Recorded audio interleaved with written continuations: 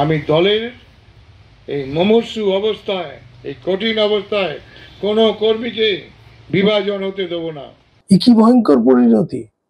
আমার তো মনে হচ্ছে উনি লড়াই করার আগেই পরিস্থিতি বুঝে প্রায় হার স্বীকার করে নিচ্ছেন।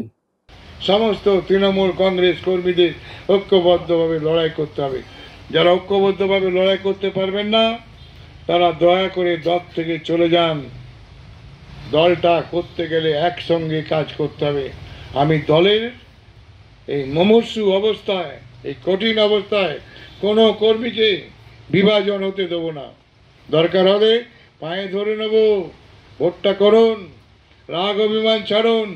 অনেকে বিজেপিতে চলে গেছিল, অনেকে নির্দলে চলে গেছিল পঞ্চায়েতে, তারা দলটা করতে চাইছে, মমতা বন্দ্যোপাধ্যায়কে সমর্থন চাইছে। তৃণমূল দলের আসল খবর ঝুলি থেকে বেরিয়ে গেল। মানে এত ভয়ঙ্কর অবস্থা যে উনি বলছেন দলটা মুমূর্ষু অবস্থায় আছে, মানে তৃণমূল দল মুমূর্ষু, আর তার জন্য কর্মীদের কাছে উনি হাতে পায়ে ধরতে চাইছেন।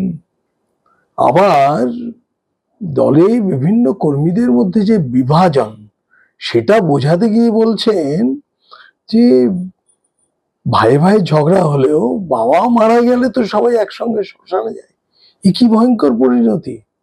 আমার তো মনে হচ্ছে উনি লড়াই করার আগেই পরিস্থিতি বুঝে প্রায় হার স্বীকার করে নিচ্ছেন। এখন তো দেখা যাচ্ছে ভোটের বেশ দেরি আছে, তো এত আগে উনি হার মেনে নিচ্ছেন।